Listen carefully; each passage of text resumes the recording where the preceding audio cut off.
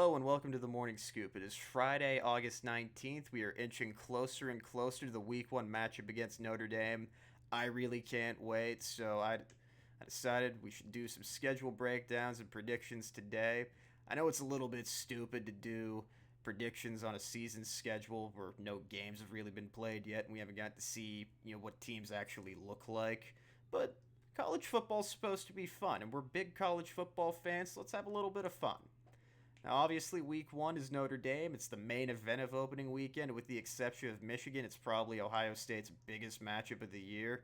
It'll be a top five matchup, which could set the Buckeyes up to take up that number one spot in the AP poll from Alabama if they blow the doors off of them, which I think there's a real possibility that they do. As far as the actual matchup goes, too, it's going to be really exciting because it'll be Marcus Freeman's real head coaching debut. I know he did the bowl game, but that to me doesn't really count. It's so different going from bowl prep to actually having a full off season worth of camp. And in the case of Freeman, his off season, he's been riding that high of being the new hire where everything's great and hunky dory. He had a few recruiting wins and got some momentum, which has actually since come to a screeching halt. But eventually for him, it's time to actually suit it up and go win games. And I'm really just not sold on him for that quite yet. We saw his performance and his team's performance in the bowl game against Oklahoma State, and quite frankly, I think that left a little bit to be desired. And he's 0-1 now, and I really have a sneaking suspicion he'll be leaving Columbus 0-2 with the Buckeyes covering the spread. That Notre Dame secondary is very, very, very young and inexperienced. They've had a lot of injuries in camp. It's Marcus Freeman's debut. It's also going to be their starting quarterback's debut. And that just doesn't bode well for the Irish. That's walking into a buzzsaw. This Ohio State team is going to be very primed and ready to go for this.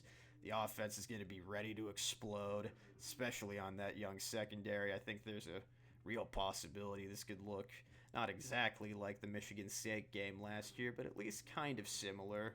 And in spite of that Irish offensive line, I think the Jim Knowles defense is going to come in salty and ready to play really fast and physical and get that taste of last year out of their mouth a little bit as they really look to have a strong performance in the opening game. And I really think all that kind of bowls into Ohio State winning that one comfortably, and I'm really sorry, Irish fans, but that's how I see it right now. Then moving on, we go to Arkansas State in week two, and as Bill Green would say, the Buckeyes are going to be playing girls these next 2 weeks as they have Toledo coming up the week after. And other than the fact that Ohio State paid really good money for this punching bag and they're going to use them however they see fit, if these games are completely over by the second quarter, I'm going to start questioning a few things, and it might be time to go back to the drawing board in a few aspects, but they're going to win comfortably in these games. Moving on after Toledo, they have Wisconsin at home. I think Wisconsin really should probably be the favorite in the Big Ten West. I think they have the best collection of talent. I think Paul Chryst is a very, very good football coach. And the rushing attack is always going to be a cause for concern no matter who they really have, just because they recruit that style of offense so well, and they have a lot of homegrown offensive line that are all corn-fed and big boys. But as far as the actual talent differential goes, it really shouldn't be close, and if this game were in Camp Randall, it would give me a lot more cause for concern, but I just don't see that this year, especially at the shoe. And I really think Ohio State should win this one comfortably and cover. After that, they're going to have Rutgers and the Fighting Greg Schianos, which is always a good time. It was a great time last year. And they'll be Rutgers will be looking to avenge that drubbing they took in, I believe it's New Brunswick, but it could be Piscataway. Somebody correct me if I'm wrong on either one. It'll be a mightily tall task for these guys, though, and I don't think they're really up to it. I'm definitely not convinced that they have the horses to really hang much past the first half, if they can even hang in the first half at all. And, the fact that Ohio State has this game at home is really just an added bonus. They really should win comfortably no matter where the game's played. Then after that, they move on to Michigan State, which will actually be their first road game of the year. After last year's 56-7 shellacking, Sparty again, they get a chance to host. This will be their Buckeyes' first road game. That always gives me a little bit of concern, especially when it's against kind of a big boy opponent. And I think Michigan State, I think they're due for a bit of a market correction this year after last year, but I think Mel Tucker's a really, really good football coach, and he will have his guys ready to play. He's definitely going to have them angry after last year. And this could also be a night game, too. That remains to be seen. But I think that could give if that's the case, I think that'll give Michigan State that extra boost of energy. I would expect this one to really be a bit closer in the first half. Just looking at it on the schedule, it kind of feels like it would be that game. But one would expect Ohio State to adjust and kind of settle in and start to assert their will in the second half and then put into cruise control going into the bye week. Now, in this case, the bye week falls at the exact halfway mark in the season, which I actually like because guys may not be as banged up as they would be normally. And that also gives guys a chance to get healthy and ready to go for the stretch run, which is going to be all in November. The pressure's on, and that's the time where the season really starts to get a lot of fun. Now, rolling out of the bye week, the Buckeyes will have Iowa, and this will be really anticipated for Ohio State fans, especially with that 2017 memory still fresh in everyone's mind, even though really that's going to be 5 or 6 years ago at this point.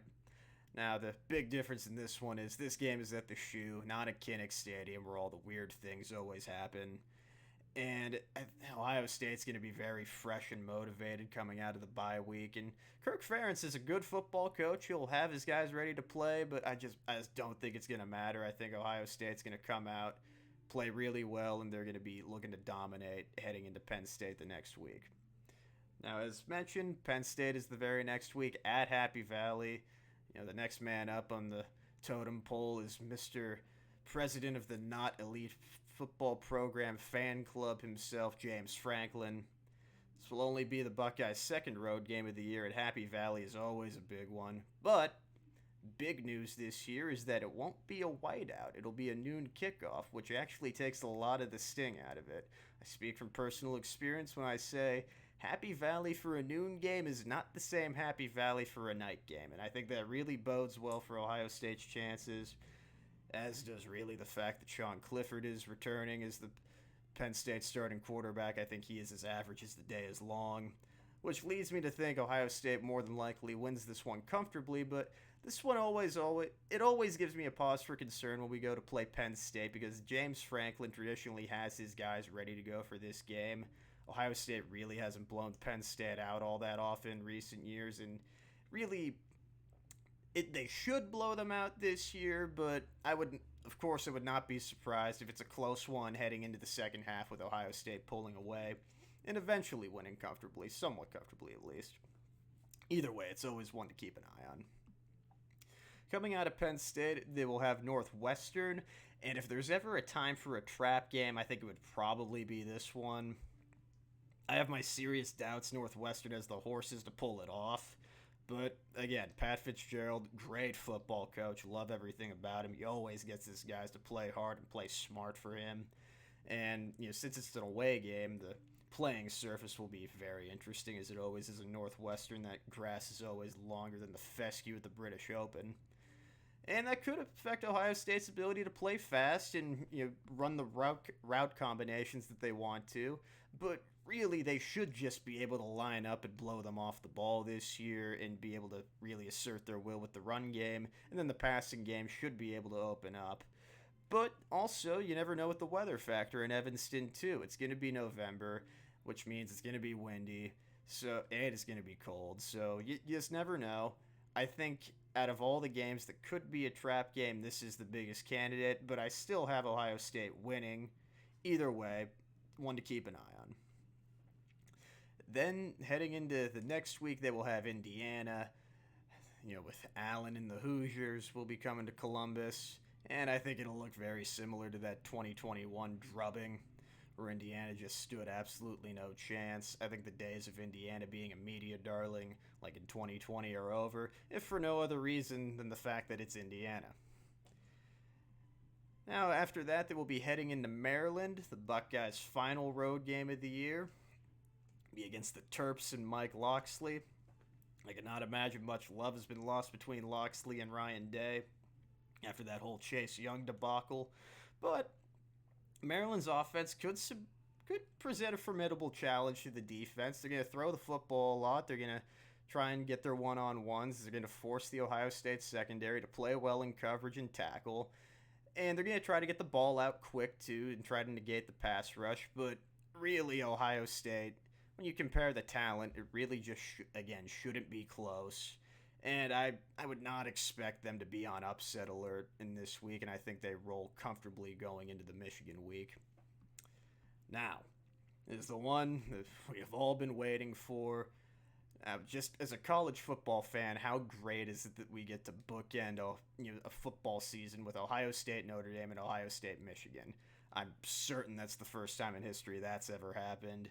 Although I could be wrong, but I'm pretty sure I'm not, which was really cool, if you ask me. Anyway, Michigan lost a lot of defensive talent. Aiden Hutchinson and Ajabo are obviously the big headliners. And a lot of the talent left on offense too, I'm not particularly sold on. I think last year was kind of an aberration for them in the sense that they were able to have a senior and junior laden team, while Ohio State was a very young team. And they were able to, they had the benefit of good weather up in Ann Arbor. They were able to put the game into a phone booth and really grind it out in a physical, tough game, which Ohio State was last year was just not up to. Anywho, they also, going into this group, they have a quarterback battle currently on their hands with either J.J. McCarthy or Cade McNamara. If you were to hold a gun to my head, I would say McCarthy is probably, if he's not the starter week one, he will be at some point. And Michigan's really been talking a lot this offseason. Harbaugh, after a great season last year, can't seem to keep his mouth shut in spite of having just a painfully average offseason. And I think, all these factors being considered, and the fact that Ryan Day and the Buckeyes really have a lot of hatred on their minds right now, I think they're going to be more than ready and motivated for this game, and I think it'll show come that last Saturday in November. And I think they're going to impose their will, try to do what Michigan did to them last year in a way, and really make it as painful as possible. My ultimate dream scenario is truthfully that Ryan Day has his Woody Hayes moment and goes for 2 at some point, or tries to really go to hang 100 on him, which would be just so much fun for everybody involved, aside from Wolverines.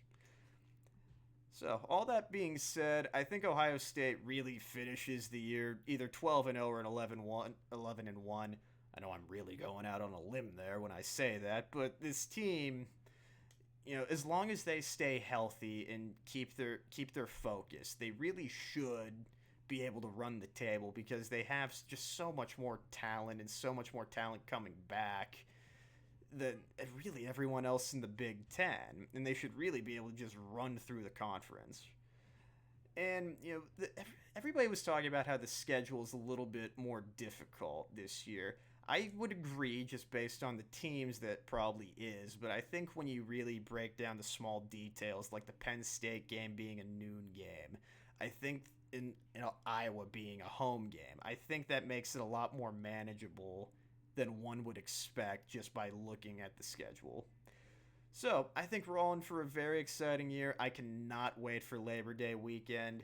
I'm sure none of you can either, but thank you so much for listening, and have a wonderful rest of your day.